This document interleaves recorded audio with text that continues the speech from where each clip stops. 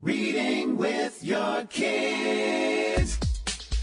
Hey, so great to see you. Come on in. Hi, my name is Jedley, and this is the Reading with Your Kids podcast. We are coming to you from the beautiful neighborhood of Reedville in the southwest corner of Boston, Massachusetts. Please be sure to subscribe to the show on Podbean, Apple Podcasts, the iHeartRadio app, wherever you find your podcasts.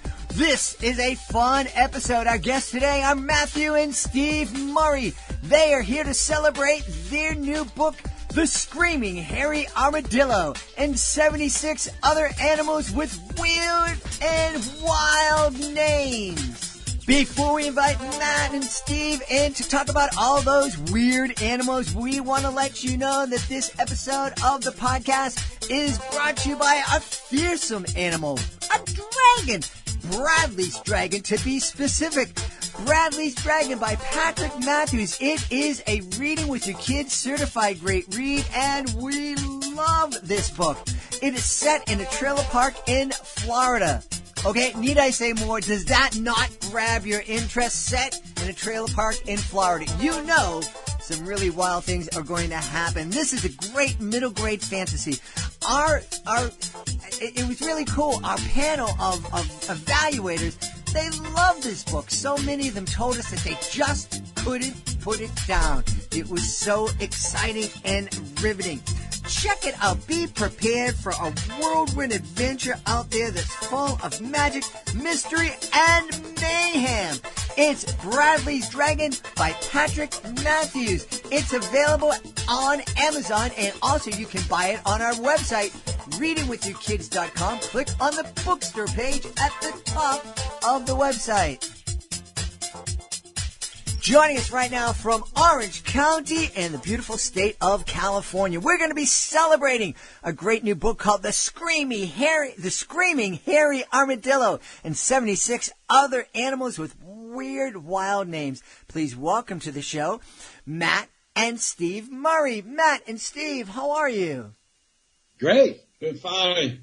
That first voice was Matt, and I am assuming, Matt, by the color of your hair, that you are the son in this father-son team.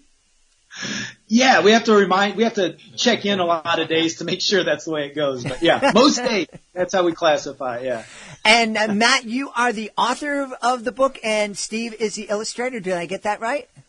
We're co-authors, yeah. Ooh. So we're co-authors, and we're very fortunate to have a wonderful illustrator, Julie Ben Bassett, which is so strange because we've never met her in person. But we have communicated, and she's done an amazing job with the illustrations, yeah. That's fantastic. Steve, where did the inspiration come for the Screaming Hairy Armadillo? I don't know why I can't say that. The Screaming Hairy Armadillo. You were telling me where you guys originated. I don't know if there are many armadillos in Orange County. I don't know if there are many in St. Louis. Where did the inspiration for this book come from? Well, one of the things I really like to get out to kids is the fact that there are other animals other than the koala and the panda and the blue whale. It's these animals that everybody knows so much about, and the T-Rex, whatever, okay? But it just kind of lets kids know the variety, the diversity of animals in the world. It's just incredible. There's millions of animals. Every animal's got a story. Every animal's got a unique feature. Mm-hmm. It's just kind of like kids. Mm-hmm. They've got unique features. And there's diversity in the human population. Yeah. And everybody's got a special, I think, purpose in their life. Yeah. Wow. I love that. You know, one of the things when my wife and I both grew up in the city, and we first got married, we were living in the inner city, and you know, we know that there were trees, and we knew that there were animals that existed. But when we moved out to beautiful Reedville, which is a neighborhood at the very, very limit of Boston, and we bought this particular piece of property that was bordering a wildlife sanctuary, and we had moved in, and there were 26 trees on our property, and my son and I and my daughter would go out in the backyard, and we started seeing all these creatures, hundreds of different species of birds and little creepy crawly things. And there's this one oak tree that we sadly just had to have taken down. That was the centerpiece of our home for so many years. And we would sit and look into that tree and imagine all the thousands of creatures that call that tree their home. And it just really started to boggle my mind and just, reinforces what Steve was saying, that there are so many different creatures out there. Mm-hmm. Matt, what was the most weirdest, wildest animal that you wrote about in the book? That's a good question. And boy, it's a tough one to choose because some of these, these animals, sometimes, we see this when people give us feedback. It's like, I knew some of these, animals before, right? But there's new ones, like kind of like where I came from, there's some, the honey badger, I think pretty much people know about now. It's got an interesting name and all of this. But honestly, probably, and sometimes I trip up saying this. I should turn to the page right now. But all right, I got to say it slowly. The bone-eating snot flower worm has to be probably both the craziest name and one of the most interesting animals I've ever discovered. Yeah. All right, we got to give that creature an encore here. Okay, let me get this. Yeah. A bone crushing. A bone-eating snot flower worm. Yes. Bone-eating snot flowered worm. That's what. Does the worm eat bones? I guess. But that's right. So that's one of the great things about this name. Is arguably everything you need to know about this animal is in its name. The other thing is it's probably the most non-fearist, I guess, non-deadly, dangerous, whatever word you want to use, out of all the animals. This animal is probably least likely to do humans harm than any other animal in the book, but it's got the craziest name, and it does eat bones. Now, my dad, you were talking about the tree, and it's interesting. You're talking about all the thousands of, animals that live in that tree. While you were talking about that, my mind immediately went to the oceans, because that's another thing that we learned here is that, and people have said it before, but we know more about outer space than we do about the oceans, right? Mm-hmm. And this is an example of that. And especially kids. You want to get kids interested in reading or science. Give them something they've never heard before, right? Or put them on level with scientists. It's like the scientists just discovered this. Now you're discovering it with them, right? Now they have that attachment. And what we discovered is this is a pretty recent find, this animal. And it's on the floor of the ocean. And what it does, it's hard to even describe as an animal because the snot flower worm, it's a worm, right? But it looks like a flower. And what it does is it attaches itself to the bones of dead animals that have, sometimes you wonder, Dad was talking about the blue whale, like where do blue whales go when they die? Well, they keep going down, right? So you got to imagine if you were to walk on the floor of the ocean, it's just a graveyard. But what happens is these and other animals, they found a way to survive, and they attach to the bones and they drill into the bones. And like a good osobuco, right? They find that marrow and other goodies inside, and that's how they live. And I'll double check, but I'm pretty sure they don't even have a digestive system. Wow. So all these fats. So that's the thing is I'll go on all day about the snot, the bone-eating snot flower worm. Is you start with this name, and all of these entries. There's about a page to 2 on each one. Most of them we didn't know much more than a single name. But then you start digging deeper and deeper and deeper. And then the editor's saying, cut it down, you have too much information. So we're trying to pass that on to the readers, that they'll read something like this, they'll get excited, and, after the first sentence, they're off the name and actually onto what the animal does or other animals that it interacts with. And then the idea is that the reader will keep going and learning more and more from there. I want to talk about that and how your book could be a great way to ignite a kid's interest in STEM. But first, and it's silly because it's the 13-year-old that still lives inside my brain. I get the bone eating, I get the flower. Mm-hmm. What's with the snot? I mean, how does that get into the name? Well, and this is where maybe a picture I can, there's a picture in this one actually on the Amazon page. They have the workman, our publisher, put an image of this. There's like 3 images from the book. And the way, I don't know how to describe it, the part of the animal, it comes out, it looks like it's blowing its nose. And the snot is, we're getting real graphic here. The snot is attached, but it's a beautiful looking snot. So imagine if you could blow your nose and instead of snot coming out, or snot came out, but in the shape of a flower, a blooming flower. So, but that's the other thing that we want to impart on readers is a lot of times we think of scientists as being cold and boring and like no humor. And maybe some of them are, but it was such a discovery to learn that a lot of scientists have an incredible sense of humor. You have the scientific name, like technically it's a Osedax muciflorus, which even in Latin is snot flower, muciflorus, bone, and it's still in there. So it's interesting. Sometimes the scientists, they'll be very scientific in the scientific name and they'll have a fun common name. But sometimes they do it both ways. And I think that's really encouraging. Again, I'm an older guy, and outside my dad, who was always making science fun, most of my experience growing up with science was, hey, if you want to have fun, that's English class or art class or music class or even gym.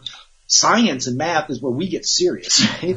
And that was really kind of putting off to me and others. And I think if we had realized at a young age that science is both serious and fun, it would open a lot more avenues for learning. So the snot flower, I think the scientists just said, look at that. It looks like you're blowing your nose. Yeah. Hey, Steve, am I right that Matt was one of these kids that if you wanted to get them interested in something, if you wanted to ignite his interest, talking about a snot would be a great first step? Yeah, that's true. Yeah. And in fact, maybe we probably share it later, but this is, now that we're on subjects like this, we've been testing an idea for our next book. Uh-huh. We just had a visit. So while researching this book, my dad discovered an animal that we couldn't put it in this book because it's not its official name, but it is its adaptation. So we've discovered that a lot of these animals got their names due to adaptations. Even the bone-eating snotflower worm. These are adaptations it's made over time. Like, how do you live without a digestive system? Mm-hmm. That's an adaptation. So we're really curious to maybe make a book on animal adaptations. And the hook to get them in is, do you want to tell them about the animal that you found? Yeah, I found a tortoise. It's called the butt-breathing tortoise. So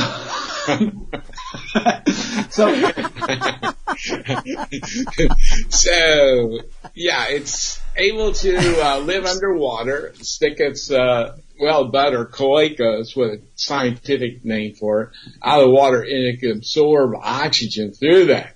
And we were on a podcast, a virtual visit with these kids, and they were asking questions. And one kid said, well, does it fart through its mouth? So not to get off the topic of the Screaming Hairy Armadillo, but we're already writing the butt-breathing turtle and, 76 other animal adaptations. But and then, like he mentioned, my dad just mentioned, what's the name of the cloaca. Cloaca. So again, this is another learning opportunity. Like, why can't learning be fun? Right. Now, who says that you can't? Look, I'm 44 years old, and that's a scientific term I didn't know. Third graders can know it, though. Mm-hmm. But instead of giving them a quiz and tell them, do you know what a butt on a turtle is called? Do you know what scientists call a turtle butt? And they'll never forget that word, right? And it might make them more interested in learning more about science or whatever else. Yeah. So, yeah. Well, you're absolutely 100% correct that if you want kids to really learn something, you have to, I think you have to make it fun. You definitely have to make it interesting. The idea that a lot of schools, certainly when I was younger, and I think it prevails in a lot of schools today, that kids are going to learn this because they have to learn this, and we're telling them they have to learn this. Well, they might learn it long enough to be able to spit it back to you during a test or whatnot. But you're right. There is no kid that is going to forget reading about the bone-eating, snot-flowered worm or the butt-breathing tortoise. That stuff is going to stick with kids. And it's anybody who's listened to this show knows that every once in a while I am reminded by something an author or a guest says, and I look back and remember something that happened to me in second or third grade. Thankfully, all the ones I share are nice memories. I don't do any of the tragedy.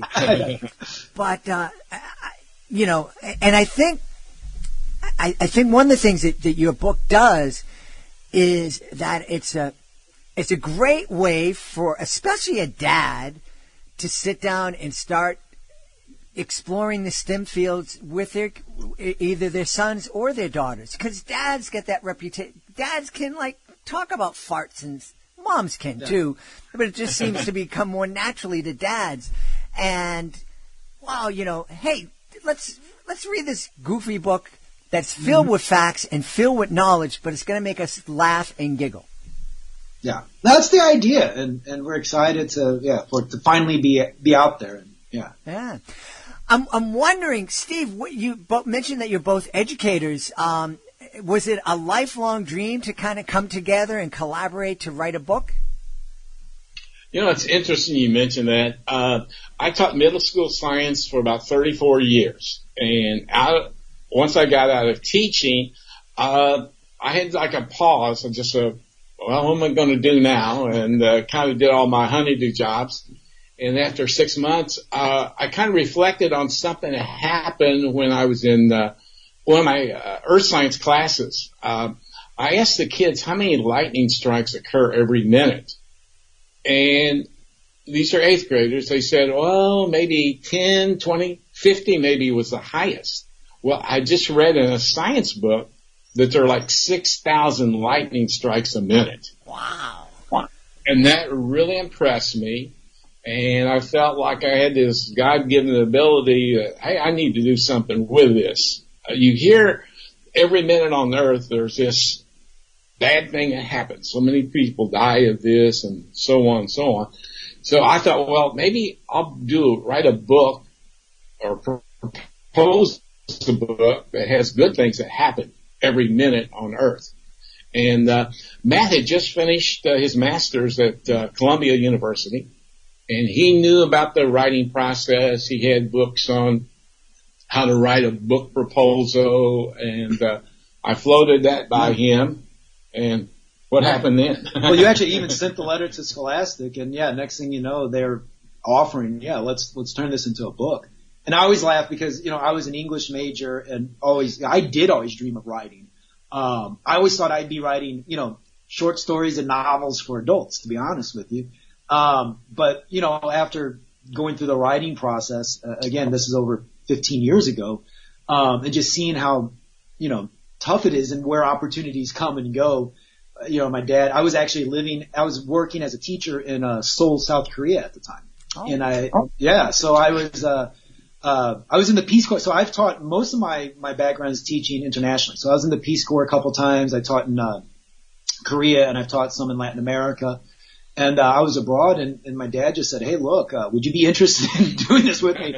This was Scholastic, and so our first book was Every Minute on Earth, and then we did Every Day on Earth, While You Were Sleeping, and then, some other books after that. And, they're different books, but they're, some of the things that are the same is about shifting our perspective, looking at the world in new ways, whether it's through the lens of 1 minute, or learning about what happens while you're asleep, right? Mm-hmm. And so we're all, it's kind of, you could call us trivia books and fact books, but the goal is really to do more than just give trivia or give facts. We hope that people don't just learn, but they fundamentally change the way they see the world, regardless of age. And I always laugh because I finally have a baby. I'm finally a father, 15 months old. But up until, so even this book, all of the books we've written for kids, I technically wrote without ever having the experience of having a kid, right? And I've been in the classroom, but it's quite different. So one of the things that we take pride in is that our publishers say these books are for, this age group or whatever else. But in the back of our minds, we're really writing these books for everyone. Right. So I love this idea. That's why, reading this idea of reading to your kids, right? Of family reading together and everything else. I remember, I was old enough too when Disney movies were just for kids and then Pixar came around, right? And it's like, hey, wait, just because why don't we make it entertaining for the parents who have to sit through this hundreds of times while they're kids? So I think there's a little bit, we're trying to go for that as well, that there are attracted to kids, but the goal is that it's not just kids picking the book up, but parents sitting down and reading and exploring together. So yeah. There's a lot that you just said there that I want to touch on. And first, congratulations. You are starting a journey that is amazing. Being a dad is the best fun I've ever had. I learned the best. So yeah. I love the idea. I think that this book is, and the other books that you talked about are ideal in that, you don't have to sit down and read them front to back. You can go in there and take a nugget out, and talk about it and, talk about one weird animal at dinner time and then talk about it a couple of days later. But one of the things I love that a family could do with your book is to start talking to kids about your point of view and how to make a conscious, intentional choice as to how you're going to look at the world. Yep. We have so much media that are trying to shape our point of view, trying to tell us what we should be interested in. And unfortunately, so much of those media outlets, whether it's social media, whether it's traditional media, so many of those sources of information focus on the negative and catastrophize everything to get you to turn the page, to get you to be worried, to get you to be fearful. And I think that I am hoping that I help my kids kind of learn how to look for the positive, look to celebrate, look for the wonderful things in life. And I think that's something we really need to do with our kids, is to help them learn to look intentionally for the good in life. Yeah. Yeah. No, 100%. And I'm glad you said that as well, because, another underlying, hope out of this book is animal conservation. Right? There is. But kind of to your point, the goal isn't like, hey, there's only 3 of these animals left. They're going to die if you don't do something. We're not trying to fear kids into being, take care of the environment and watch after animals. Because I don't think that works. The idea is for them to fall in love with it, right? I think that's a more natural and effective way to be protectors of those animals, or to be stewards of the earth. And we did, we'll keep talking about how great Workman's been. Our editor on this, Evan, was his name. He was fantastic too, because sometimes we'd bring in information. I'll never forget. There's even, I think it was the pink fairy armadillo. It doesn't do very well in captivity, and it's like it basically freaks out and I think there was something like we just kind of on a scientific approach just shared it, and he was like, let's change the way. We don't want to terrify the kids about you get one of these, you bring it home and its heart explodes basically. I'm paraphrasing here, but there were a number of times the people at Workman did a great job in helping us rephrase things and kind of stay on track, because it's so easy if you start reading all this. To your point, all the information out there is on the negative. This is threatened, this is critical, we're all going to die kind of stuff. So it was very nice, not just from our side, but it was really a group effort to make sure that this book was as positive as possible in terms of driving that action. Yeah. Now, before I ask you guys where kids and families can find out more about your book, Steve, I didn't ask you. You don't told me about the butt-breathing tortoise.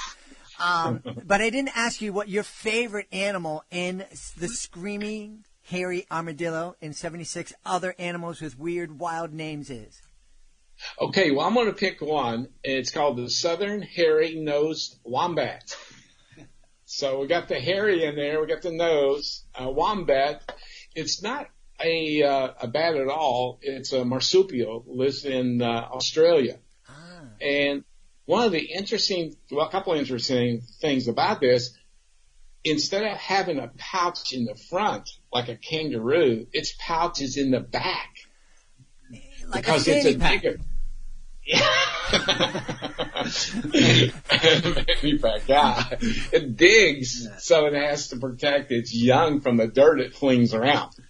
And one of the funny things, get back to the bat again, it poops cubes. Its feces are little cubes, I guess like a sugar cube or something.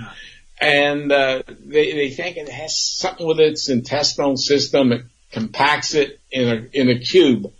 So that sounds painful. I know, right? Oh, man. Well, I know folks are going to want to know where they can find out about more about both of you and your book. So where can folks find you guys online? Yeah. So, we're both online. We're pretty easy to find because, we come from a long line of bad spellers. So our last name, Murrie, if you look on social media, my dad's only on Facebook, but Steve Murrie on Facebook. I know, I am on Facebook as well, Twitter and Instagram as Matt Murrie. Mm-hmm. And those are personal. I mean, we share stuff with this, but you can also find us. I operate something called whatifcuriosity.com, and What If Curiosity on Facebook. And that's where, I share both the writing, but also I work with schools, educators, entrepreneurs all over the world on I've created something called curiosity-based learning. So I work on giving, training or workshops, or other experiences surrounding on how they can use curiosity as a learning tool. Awesome. Well, we may have to get you back in here to talk about that. That would be awesome. We've had a great time speaking to the authors of The Screaming Hairy Armadillo and 76 Other Animals with Weird, Wild Names, Steve and Matt Murrie. My friends, thank you so much for being part of our show. Thank you. This has been wonderful. It's been great. Thank you. Please be sure to join us for the next edition of the Reading with Your Kids podcast. We're really, really excited. Our guest will be Deena Sherman. Deena is the driving force behind a great YouTube page for kids, Deena Sherman Stories. She is also a Hollywood voice actress and has voiced one of my son's favorite characters on the anime Bleach. She's going to be here to help us celebrate the first day of Hanukkah and also is going to share with us some great tips on how we can use our voice to make our read aloud time with our kids more interesting for our kids and for us. That's the next episode of the Reading with Your Kids podcast. You heard earlier that this episode of the show was sponsored by Bradley's Drag and a great, certified great read written by Patrick Matthews. If you are the author of a great children's book and would like to help your book stand out from the crowd of books that are published every single month, please be sure to go to readingwithyourkids.com. Click on the authors, click here button at the top of the page, and then scroll down to Certified Great Reads. This is a wonderful program. If our team of evaluators believes that your book is worthy of 4 or 5 out of 5 stars, it becomes a certified great read. And with that status comes a number of really helpful tools that will help get people to notice your book. That's the Certified Great Read program at readingwithyourkids.com. I want to thank the folks who made today's show so very wonderful. Of course, I want to thank Matt and Steve Murrie. Be sure to check out their wild book, Screaming Hairy Armadillo, and 76 Other Animals with Weird and Wild Names. Also want to thank our sponsor, Patrick Matthews. Be sure to check out Bradley's Dragon, available at readingwithyourkids.com. Click on our bookstore button at the top of the page. Also want to thank my team, Alejandra Doherty, Fatima Khan. I want to thank my beautiful wife for all the support she gives me. Most of all, we want to thank you. Thank you so much for taking the time to join us today. And as always, thank you so very, very much for taking the time to make the world a better place by reading with your kids. I'll be looking for you in the next edition of the Reading with Your Kids podcast.